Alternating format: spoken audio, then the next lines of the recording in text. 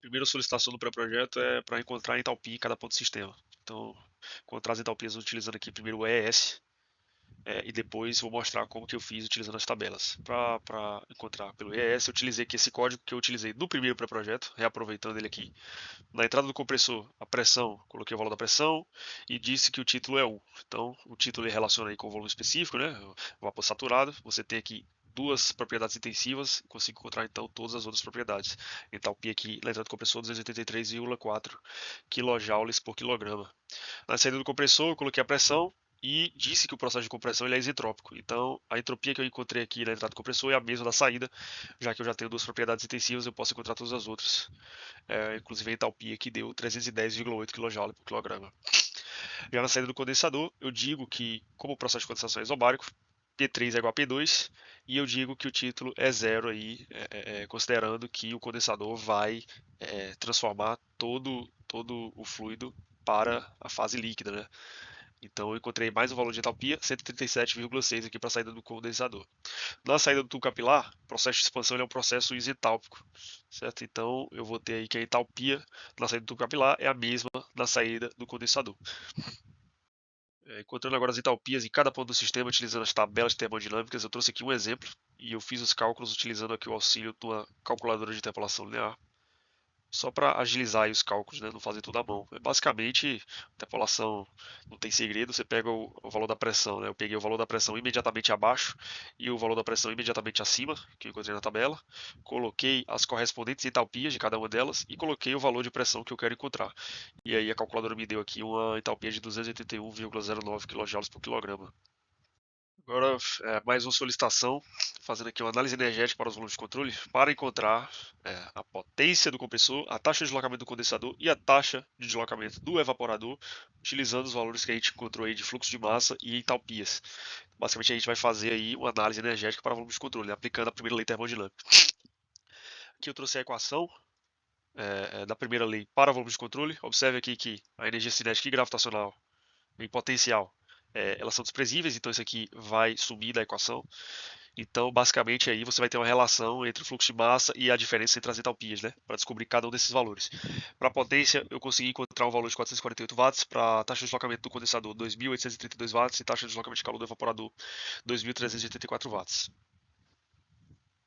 Comparando os resultados obtidos aí do slide passado, começar pela potência, né?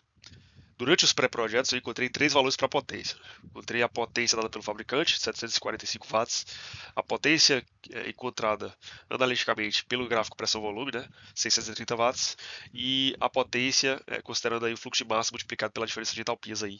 A primeira lei é aplicada para volumes de controle, 448 watts. Começar, essa potência aqui dada pelo fabricante, ela é uma potência bruta, né? Leva em consideração as ineficiências mecânicas, eficiência volumétrica, ineficiência por compressão, ou seja, a ineficiência do motor. Então, já é esperado que essa potência ela dê mais alta do que as potências obtidas analiticamente.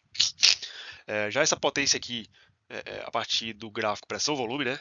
A gente considerou aí os processos do compressor como isentrópicos. Então, são processos reversíveis, né? Não vai ter reversibilidade, não vai considerar atrito, por exemplo. Então, o processo é com 100% de eficiência, né? É ideal. Todo o trabalho realizado pelo compressor se traduz diretamente em um aumento de pressão e temperatura no fluido de trabalho. Já o valor da potência obtido no último slide, né, a partir da primeira lei para volumes de controle, a gente relaciona aqui, multiplica, para encontrar essa potência, multiplica o fluxo de massa pela diferença de entalpia. Se a gente lembra lá como foi que encontrei esse fluxo de massa, foi a partir da vazão volumétrica. E a vazão volumétrica, para o cálculo dela, foi assumido arbitrariamente o valor de 80% do deslocamento do compressor. Então, esses 80% aí já consideram uma ineficiência do compressor, né? Então, você vai ter aí uma diferença em relação aos processos isentrópicos, né? Obtidos aqui no pressão-volume. Basicamente, esse último valor de potência que nós encontramos no último slide, ele retrata de uma forma mais fiel à realidade, já que ele considera as perdas por ineficiência e irreversibilidades inerentes aos processos. Comparando agora os resultados da taxa de deslocamento de calor obtidas ao longo aí dos pré-projetos. A taxa de deslocamento de calor que nós encontramos no penúltimo slide aí, aplicando a primeira lei para volume específico, claro, considerando o regime permanente, foi de 2.832 watts, comparada a 3.675 watts encontrado no pré-projeto 2, utilizando aí o sistema fechado, né, o sistema globalmente fechado, né? O que tem essa diferença?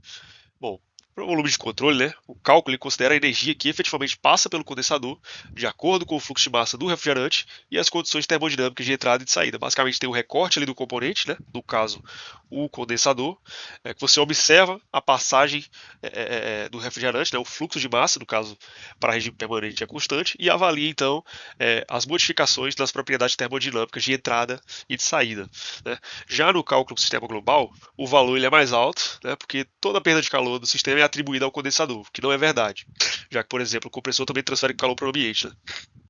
Uma solicitação é para calcular o copo de Carnot e o copo real do nosso sistema. Então, começando pelo copo de Carnot, trouxe aqui a equação do copo de Carnot para o sistema de refrigeração. É basicamente o calor retirado do ambiente frio sobre o trabalho realizado pelo compressor. Mas tudo isso pode se resumir aqui às temperaturas de trabalho, né, as relações entre as temperaturas de trabalho do sistema. Eu tenho aqui que a minha temperatura do condensador é 46,1, a temperatura do evaporador é 7,4. Eu encontrei aqui um copo de Carnot de 7,23. Já aqui para o copo real, basicamente a razão entre a capacidade de refrigeração e a potência. Né? Então aqui eu encontrei com os valores obtidos lá pelo fluxo de massa e as entalpias, né? Eu encontrei aqui um COP de 5,38. Comparando os resultados do copo de Carnot e o copo real. Né? O copo de Carnot ele é naturalmente maior do que o copo real. Ele é um máximo de eficiência do sistema, né? É uma idealização. Pressupõe processos reversíveis sem perdas. Já o copo real ele relaciona aí a capacidade de refrigeração com a potência, né?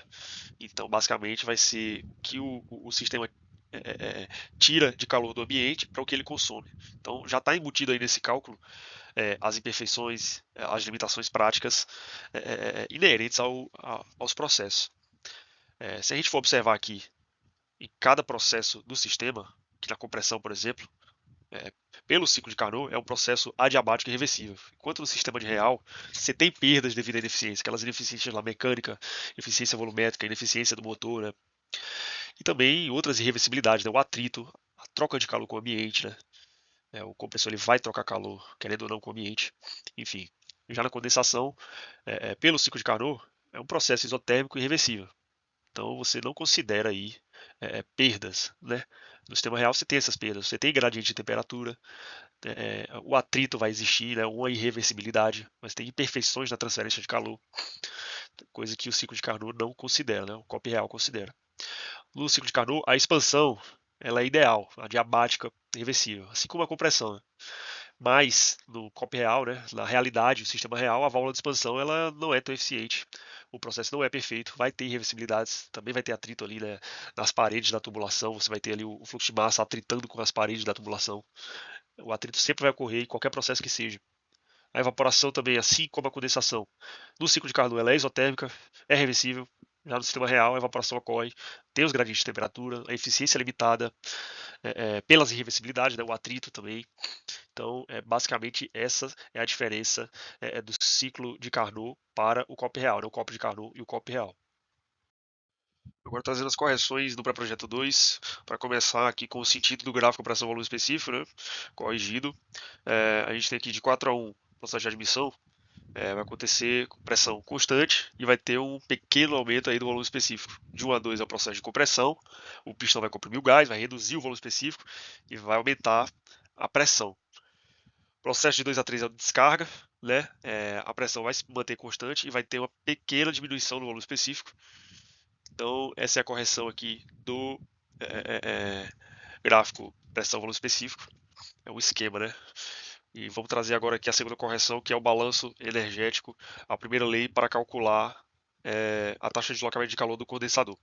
Certo? Eu coloquei o sinal aqui correto. A verdade é que a equação do balanço de energia é a taxa de deslocamento de calor do condensador é igual à taxa de deslocamento de calor do evaporador menos a potência do compressor. Como a potência do compressor entra negativa, você tem aqui uma soma. No final, a taxa de deslocamento do condensador dá 3.675 watts. Essas foram as duas correções do pré-projeto 2 e mais a fundo está lá no arquivo na íntegra.